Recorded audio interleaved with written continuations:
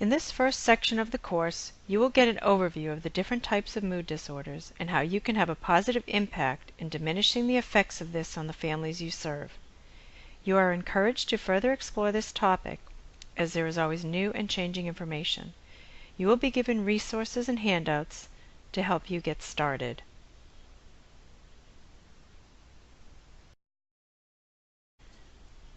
The baby blues is virtually universal. Almost all new mothers, about 80%, experience this reaction.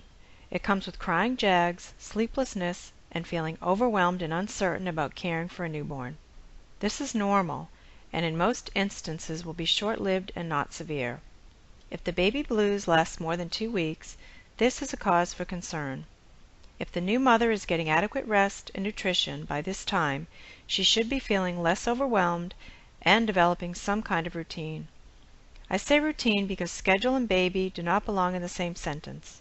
Routine gives some flexibility and some semblance of order. The mother's predominant mood is happy, with only spells of tearfulness. The baby blues is not related to any previous psychiatric history or stress.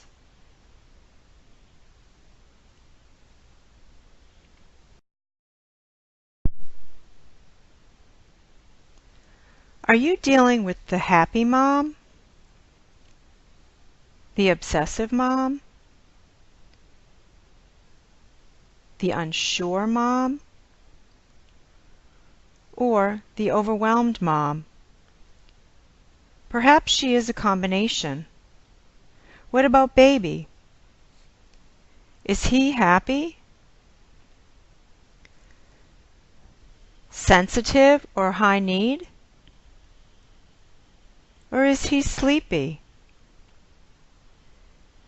Take some time to figure out who your client is and who her baby is, and then help her to make adjustments.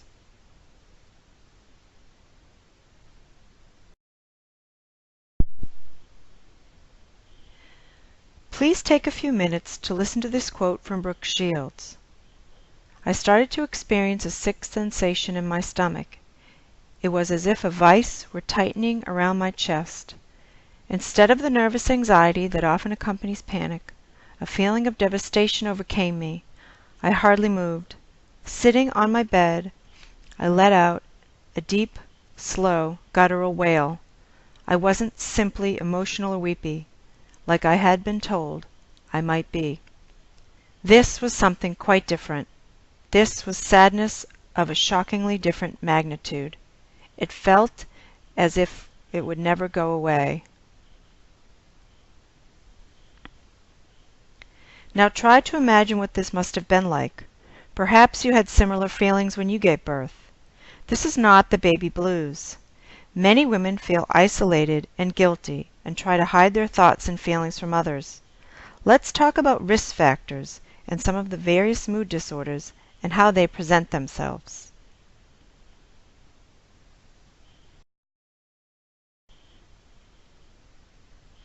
This first list consists of what a woman's life is like at the time of birth.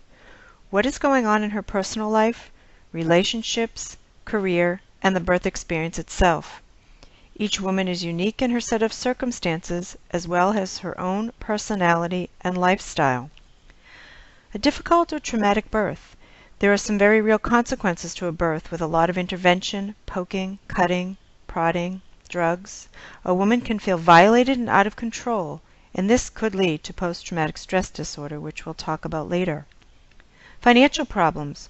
We all know that feeling of not being able to stay on top of the finances. Unexpected expenses can arise, always, but with a new baby, the pressure can build. Marital or relationship issues. Having a baby will not fix this problem and will likely worsen it. Being a mother without a mother. When you become a mother, there's a need to be mothered, often from your own mother. If she is deceased or emotionally unavailable, this can be a very trying time for a new mother. Breastfeeding challenges. Most women start out breastfeeding. The challenges that can arise are usually easily resolved, yet sometimes, with other things going on, they can become worse. and without support may not resolve. Which brings me to the lack of support. This is one of the most critical factors. Research has shown, especially research done in other countries, that the support has a major impact on the early weeks at home with a newborn. Remember, we used to have the village. The support was automatic. The lack of coping skills. Not every new mother is equipped or feels equipped to do the job. Perhaps they never learned from their own parents, or they weren't around newborns growing up. The teen mother or the older mother. The teen moms are still babies themselves and have switched from parties and friends to diapers and sleeplessness. These moms can be just as motherly as any other mom but need lots of encouragement. The older mom is often set in her ways and has given up a lifestyle to have this baby. The loss of self. Many women feel a loss of who they once were, and they're searching for a new identity, this one we call mom. The loss of career can go hand in hand with the older established mother, who has climbed the corporate ladder to success and now finds herself wondering if she will ever get back there, or if she wants to go back there. The temperament of the baby. This baby could be the fussiest ever, or have the sweetest low-key personality. And the mother's temperament also varies, and then has to mix with the baby's. Now let's look at some pre-existing conditions.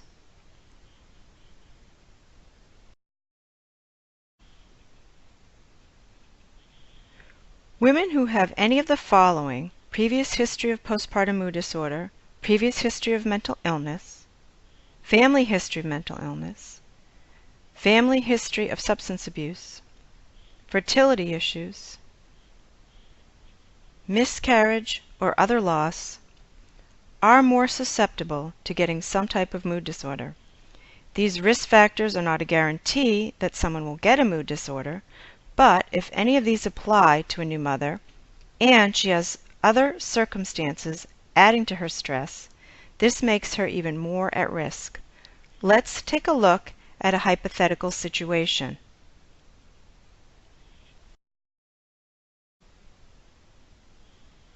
Here's your client Susie. She just gave birth to Jacob. The birth was not traumatic.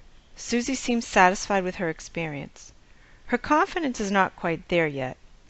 Susie is expecting to be supermom, work, care for the baby and the house, go out with friends, and do all that she did before with the additional responsibilities of caring for a newborn. We know she had fertility issues and in fact conceived this baby with in vitro fertilization. No big deal, this is pretty normal these days. Susie shares with you that her husband just got a pay cut and she's worried about the next few months while she is home. She also shared with you that this has caused a strain in their marriage, as her husband has gone through many jobs. Now, beautiful Jacob is very fussy and needy. You get the picture. The reality is she needs support from you. In this scenario, it could go either way. Susie could start feeling better and some things could get better, or she may just have the type of personality that cannot handle all that is going on. Susie could spiral. Let's take a closer look at the variations of mood disorders.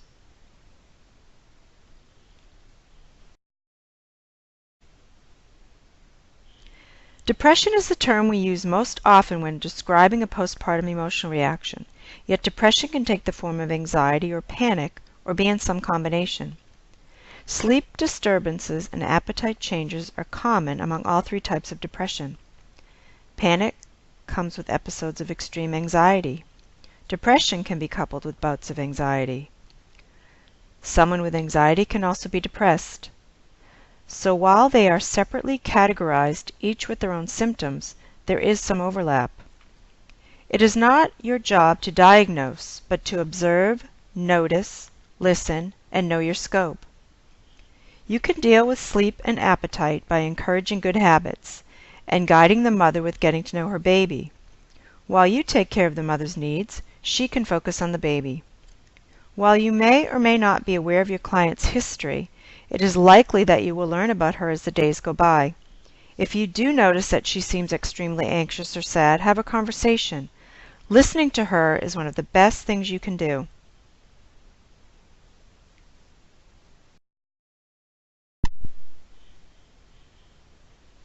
Some women experience obsessive thoughts and actions. Cleaning, counting, thoughts of harm coming to baby, and worrying about baby are all symptoms. While the thoughts are obtrusive and can be disturbing, mothers with OCD do not act upon these thoughts.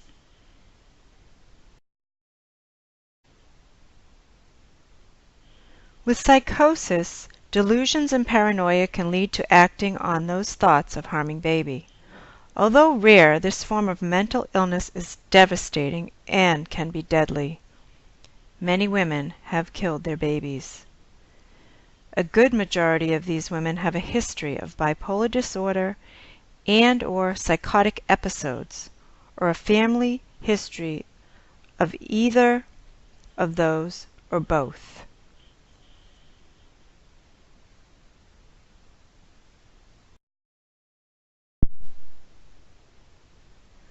Bipolar disorder is not the same as depression, as the lows are accompanied by highs. This is a hereditary disease. Many women who have this disorder will stop taking their meds while pregnant and will have a relapse during this time. About 50% of women who have bipolar disorder are first diagnosed in the postpartum period.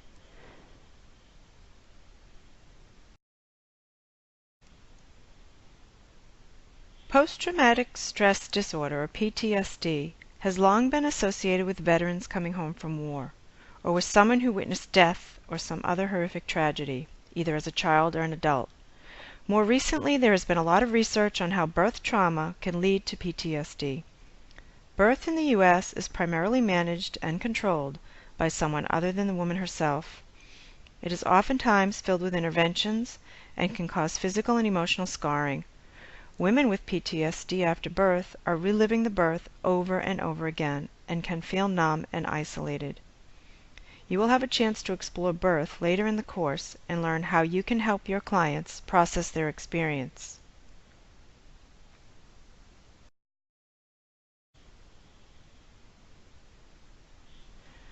I encourage you to read this article in its entirety. The fact that fear has been labeled as a predictor for postpartum depression may or may not come as a surprise to everyone. If you have been in the childbirth field for some time, you have probably learned that fear inhibits labor, prolongs it, and can stand in a woman's way of embracing the process. Oftentimes, the fear leads to unnecessary or unwanted intervention, which can then lead to the out-of-control feeling and physical and emotional harm. Depression could then be a natural reaction to the experience. The study does not definitely conclude that it is the birth itself that leads to the depression, but one has to ask why women with a fear of birth and no history of depression have about a 3 times higher risk of postpartum depression.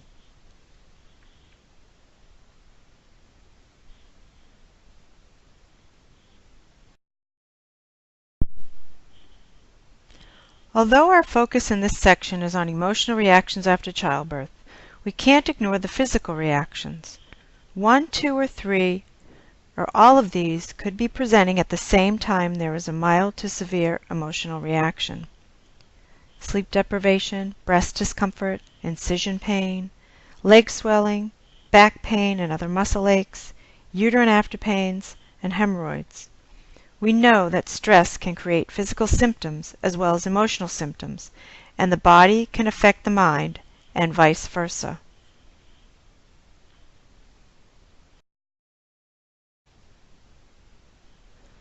Although we may be working with someone who has low self-esteem, relationship problems, financial difficulties, and other areas of lack or challenges, we cannot begin to address those issues.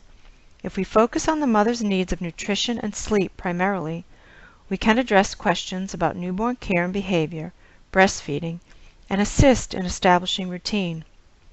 This will then lead to a boost in confidence in the mother's own capabilities. She may then begin to address those other issues, which did not happen overnight and will not go away overnight. Each situation you are presented with is unique, as mother, baby, and family is unique. The variables are great. However, every mother needs adequate sleep and nutrition to maintain strength and to heal. This isn't to say that you can't listen and share resources, but remember it is not your job to give advice, to judge, or to fix.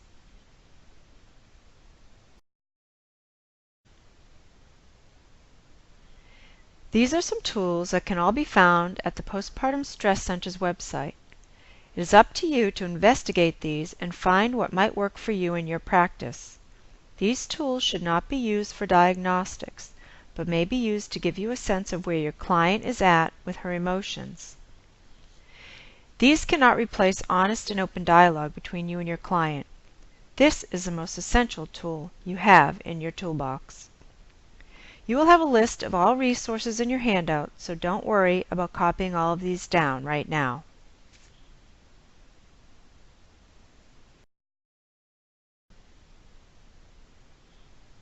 These two studies may help you in understanding postpartum depression and other mood disorders from a cultural perspective.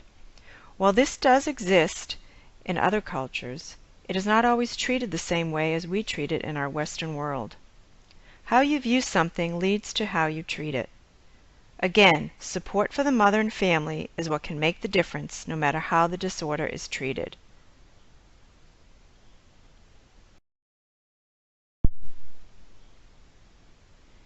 Use your listening skills. Remember Maslow's hierarchy of needs and stay within your scope of practice.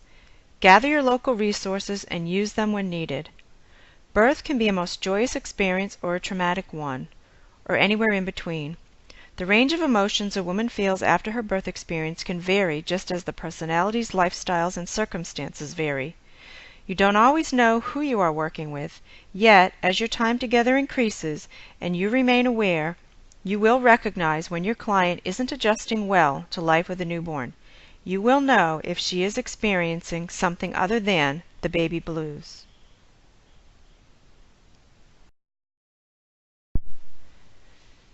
In the next part of the course, we'll explore the concept of bonding and attachment.